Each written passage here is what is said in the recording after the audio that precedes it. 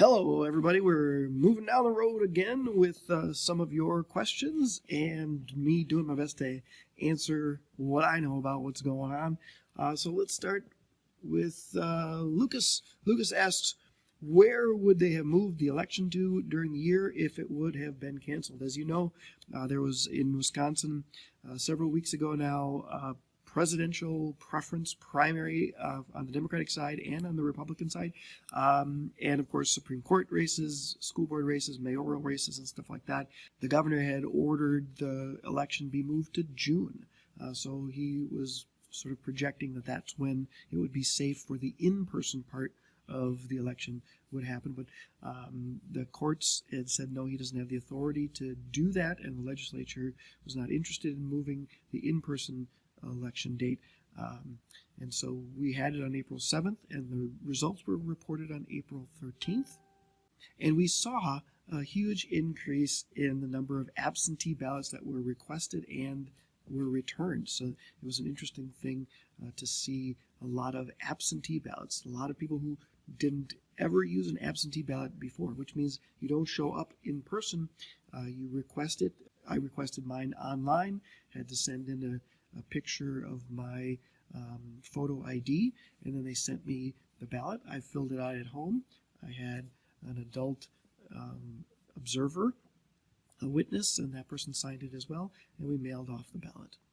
A lot of people did that around the state so that they didn't have to go in person. A lot of people did request their absentee ballot, never got their absentee ballot. So that was something that people said we have to make sure we work out for the next time.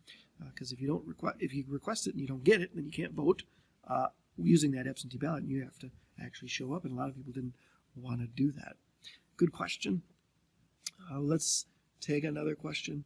Let's see. Nathan asks, are states with lower numbers of cases and population choosing to shut down their states just as safety measures? Well, we know that unfortunately in every state in the nation there's been at least one person who has passed away because of the coronavirus. And so nobody here is immune.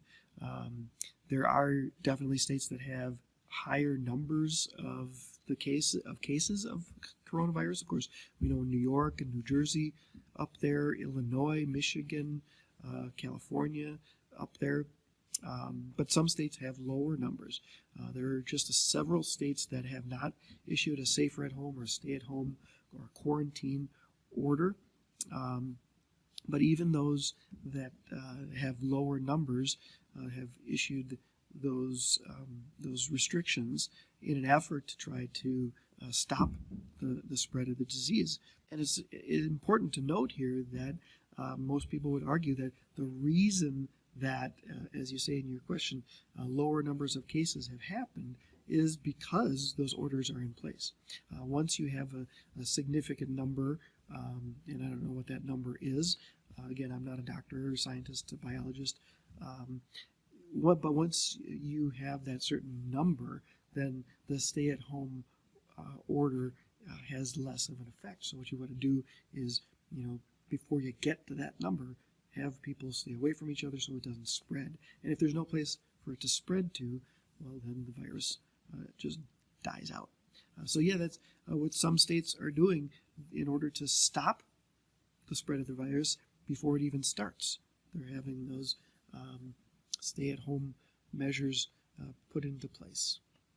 And then, let's see, Carissa asks, are other animals capable of getting the coronavirus? Will there ever be a vaccine that will work to get rid of it and is available to everyone? Not exactly sure about other animals, although I did read the headline about how a tiger apparently has caught the coronavirus. I didn't look too far into that, but I think the more important part of your question here is, will there be a vaccine that will work? We think so.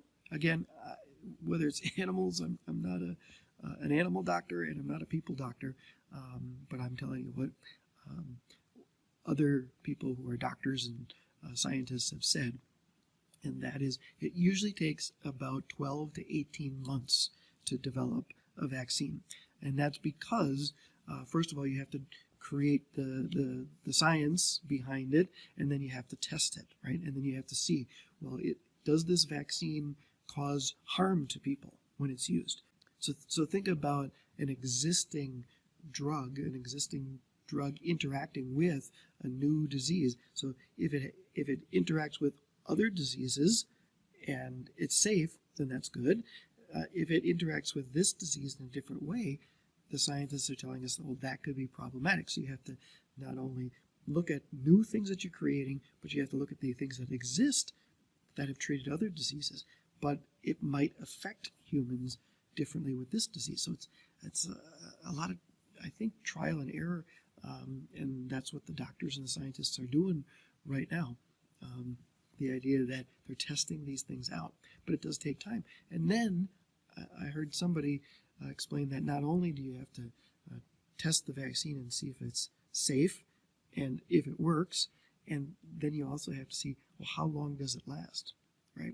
So if you're going to vaccinate millions of people and it only lasts for a month, then you're going to have to do it again. Maybe you look for something that lasts for 6 months or a year, and so you have to think about, well, what can we do once we do get it? But everything I've seen is 12 to 18 months, because you have to create it, or you have to take something that is currently in existence and use it and see if it works, but then you have to test it, make sure that it doesn't do more harm, and then you have to see how long it's going to last. Are we going to have to vaccinate everybody every 6 months or quicker? So it's going to be a little bit of time before we get to that vaccine, I think. Again, I'm not a doctor. You can read more about it, but that's everything that I've seen, everything that I've read about it.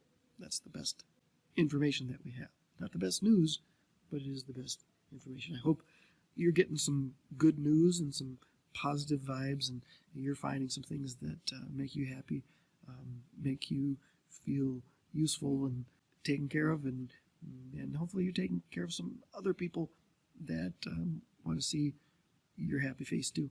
Reach out and connect, and don't be physically distanced, but don't be socially distanced from people. We're all here to support you. I hope your road is being traveled well. Take care. We'll talk to you soon.